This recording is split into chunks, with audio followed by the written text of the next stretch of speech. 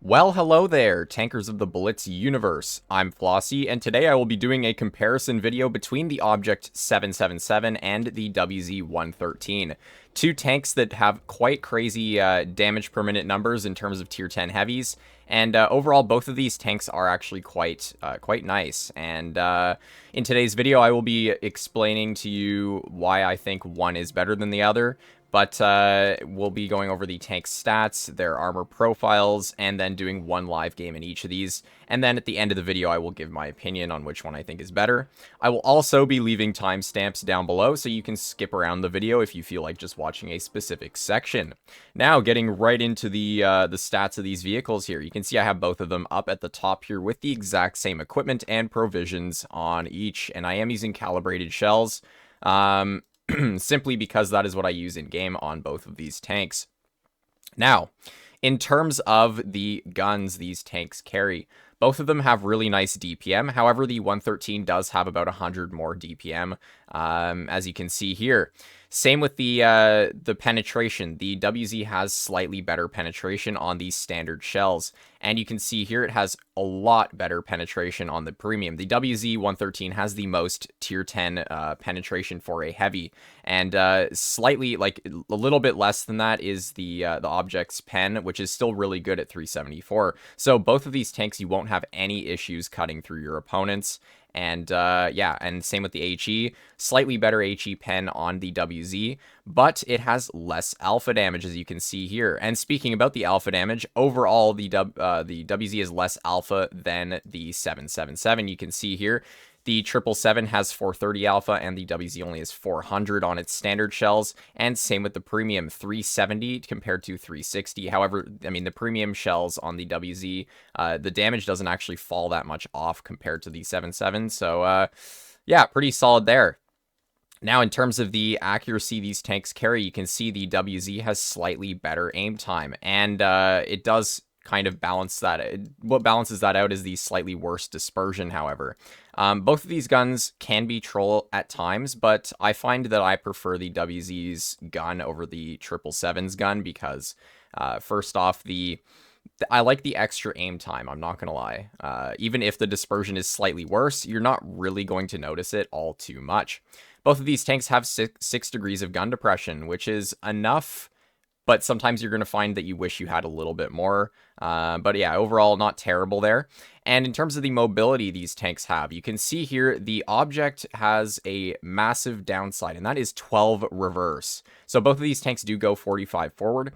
But yeah, that 12 reverse speed is absolutely awful. And you can see here having 15 reverse on the WZ is just a straight W in the chat. Even that like 3 extra kilometers an hour backwards really, really helps. And you can see here, overall, the effective like power to weight ratio is slightly better on the WZ as well. So the mobility in general is better on the WZ, and especially when it comes to the traverse. The 113 used to have horrible traverse, but Wargaming did buff that, and now it's not terrible. The 777 does feel kind of slow on its traverse, though. But yeah, there you go. Those are the stats of these two vehicles. They're both pretty solid. Now, moving on to the armor profile of these vehicles, and starting off, we have the 777 here, and I am using an IS-4 to shoot at it, as I normally do.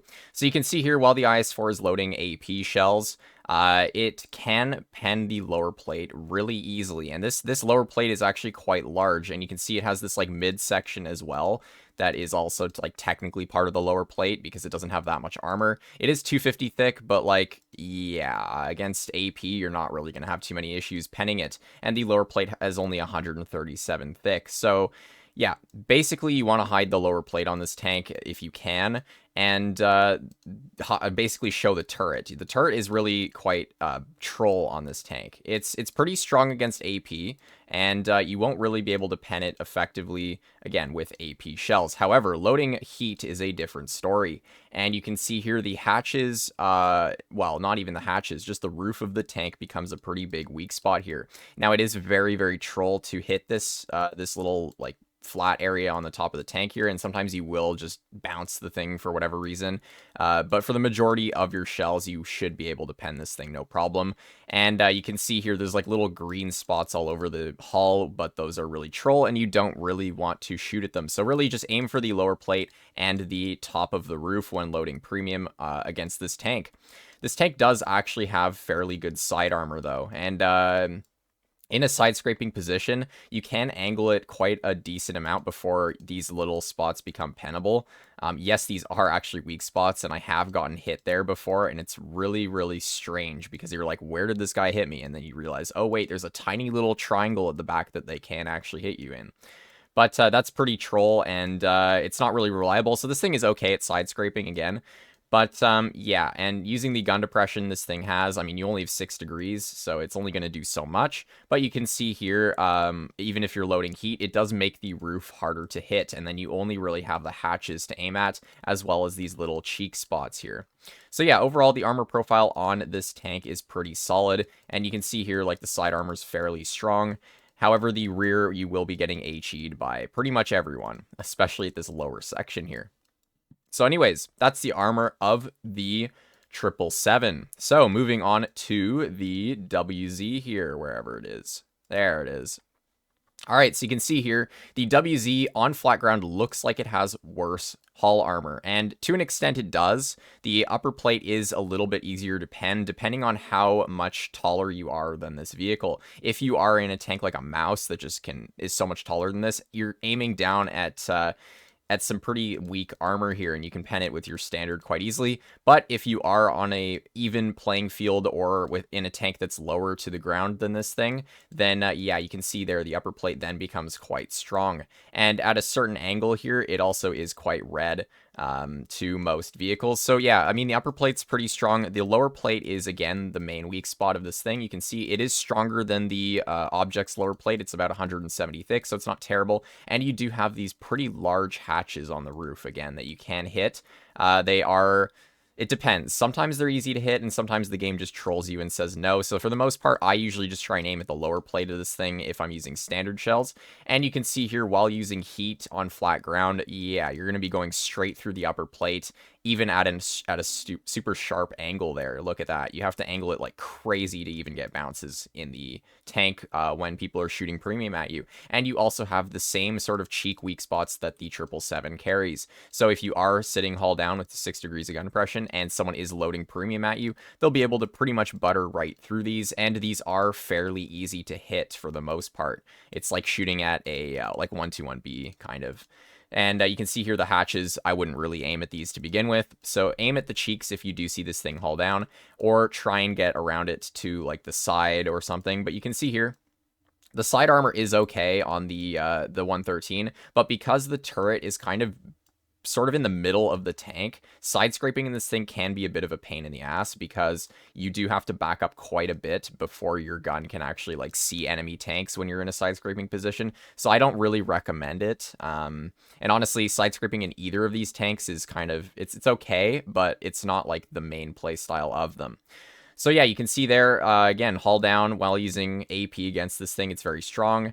But yeah, when you load premium, it shouldn't be too much of an issue to pen these things. And you can see here the side armor is also quite strong, and the rear is also quite weak. It is a little bit better than the 777, but I mean 75 millimeters, you're going to be getting HE'd by most things.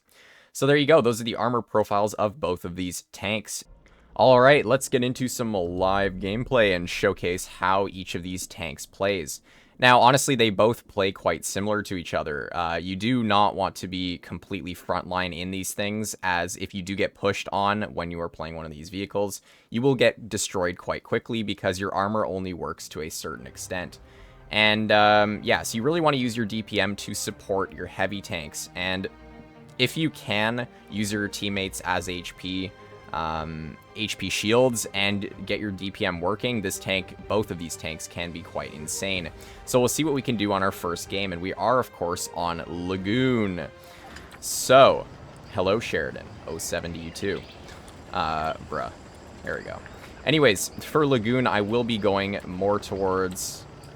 I don't know, man. Our team is really split here, and two of them are, like, AFK, and the Tortoise is literally just putting his gun in the air in spawn. So that's cool. I don't really know what this is going to entail in terms of winning or losing this game, but we'll try our best. So, seeing as our team is going more medium side, I am going to dip from heavy side, and I'm going to go mid here because, yeah, I don't really need to deal with, like, their whole team going heavy side. As you can see here, they actually did go heavy side, so good thing I left when I did. And, yeah, our Kron is doing a whole bunch of things that, well, I don't really know what he's doing. But anyways, we're going to try our best here. And yeah, so basically in this tank, you don't want to play it too aggressive because with 12 reverse speed, if you put yourself into an aggressive spot, you're not going to be able to get out of that if you do get rushed because of how bad your reverse speed is. So we do have the Bat Chat on our side here, and we also have the Leopard PTA, who I would get a shell into, but actually, you know what, I feel like dealing with the Bat Chat instead, because he is more deadly. So we do get one shell into the Bat Chat. He does bounce me once, and now he's getting YOLO'd by a 215B and our standard B as well. We do pick up a really nice kill shot into that guy, and I do see their Yo is playing quite aggressive, so I am going to be a little bit careful. I'll try and get a hatch shot into him, but that just goes a little bit too low, and yeah, unfortunately, for us, we do get set on fire now. Actually, that's kind of cringe, but oh well. We're just gonna keep bleeding a ton of HP for no reason, and that's because I'm trying to get some HE shells into the Yo here. Now, the Yo does get picked off. That's pretty solid, but we do have a 60 TP on our side, and now we also have a KPZ on our side. You can see here where the reverse speed on this tank is really awful, and it basically means we are kind of screwed and stuck in this position right now. So let's see if we can hopefully get a bounce on the IS-4 there. No, we don't. And yeah, luckily the IS-4 is dead, but you can see here the armor does not really work all that great in the open when you're on flat ground, so yeah, you do have to be careful with that. Luckily we're still alive though, and that is good because that means I can just hold this corner right here while our teammates deal with that 183 on the side. And yeah, I mean, this is looking like a win. However, I'm not exactly going to be all that effective this game. I don't know if I can even get any more damage out. Yes, luckily we do get a shot into the 60 TP before he's able to shoot me. And I believe that guy can just kill me with HE even by splashing me. So yeah, I'm going to have to be a little bit careful. Yeah, we'll see what we can do. I'm going to hold this position here because it's really the only way I feel like I can survive both of these tanks being on either side of me. Unfortunately, that shell doesn't go where I aim it, and the KPZ is now dead. That's good. This game is actually closer than I thought it was going to be. I played a bit too aggressive there. I didn't know what their team was doing. They kind of like pushed in a weird spot in mid. And I mean, I shouldn't have over-aggressed to get shots into that Yo, but I did, and it is what it is. So yeah, you can see here, like if you play this thing too aggressive, you'll get deleted quite easily. So yeah, that was my mistake, but we still are doing an okay amount of damage for our first game.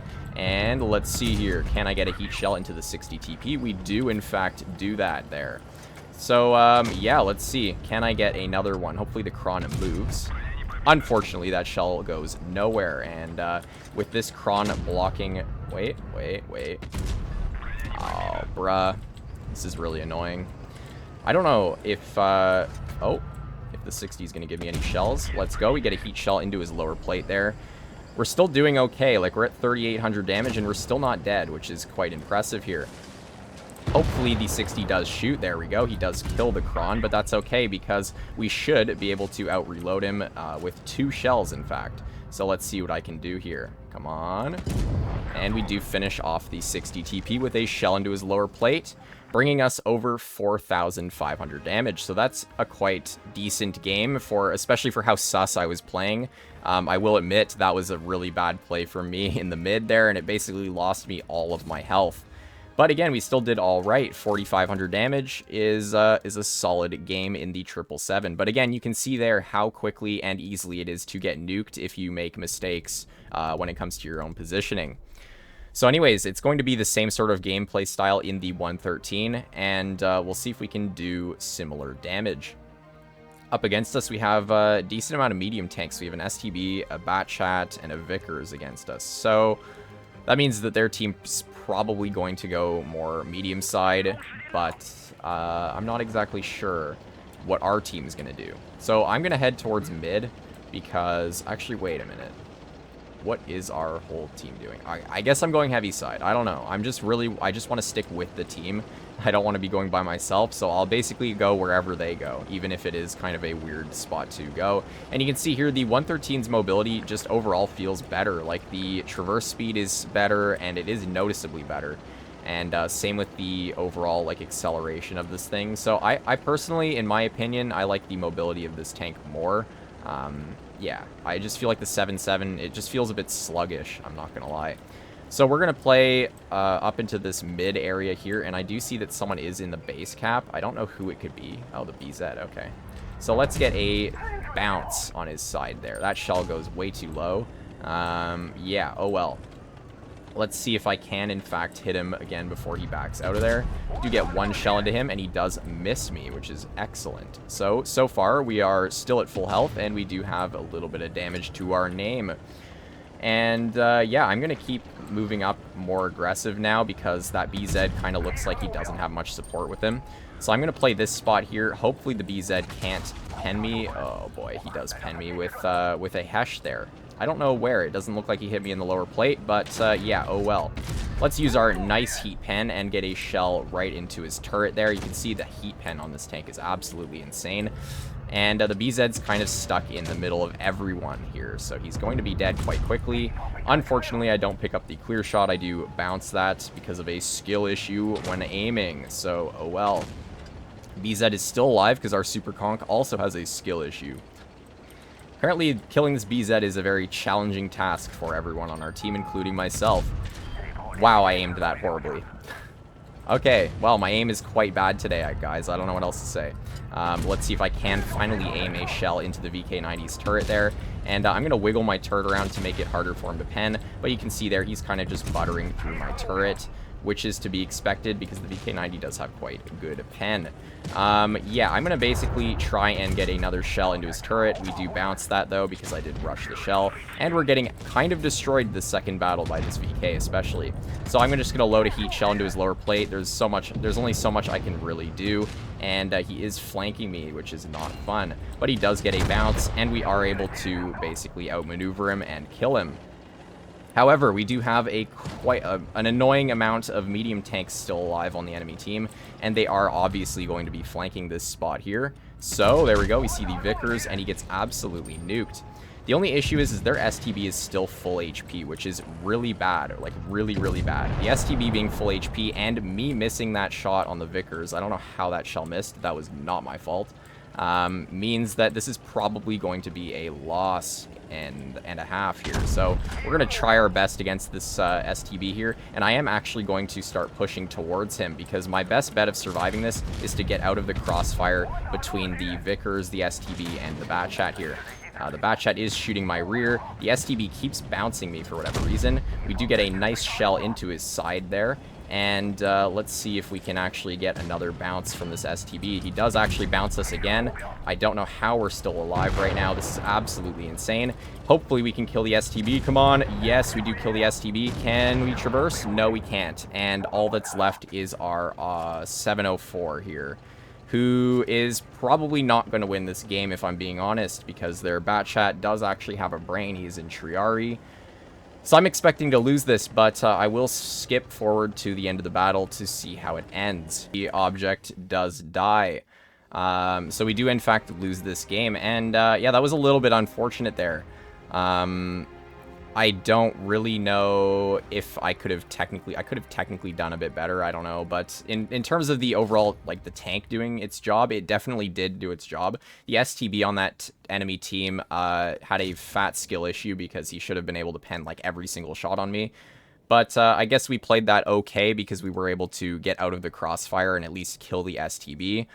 But our team just couldn't pick up the final clear. It is what it is, and I think that was a pretty good showcase of both of the tanks' abilities, even though I had a fat skill issue the entire time, in terms of my aim and my gameplay. So in terms of which one I think is best, I think personally for me, the 113 is my favorite of the two. I think the only issue with the 777 is its lack of traverse speed and mobility. I think that really does hurt it, and even though it does have more alpha damage, I just like the little bit of extra DPM that the 113 carries, as well as its extra pen. So if you are thinking about buying the 777 in the shop, I honestly recommend you just to grind down the 113 line instead. The 7.7, it's so expensive right now, like $69 Canadian, which is like $50 American, or 25,000 gold is way too much money for this tank, even with all of the extra stuff that it comes with. I just don't think it's worth it, because there's a tank like, obviously, the 113, which has basically the same stats, if not better, and I personally just like this tank more. But anyways, for any of you out there who are not yet subscribed to the channel, I highly recommend you do so. It's a great way to support the content I make, as well as stay up to date on when I post almost daily. And with that, I will see you next time. Bye-bye.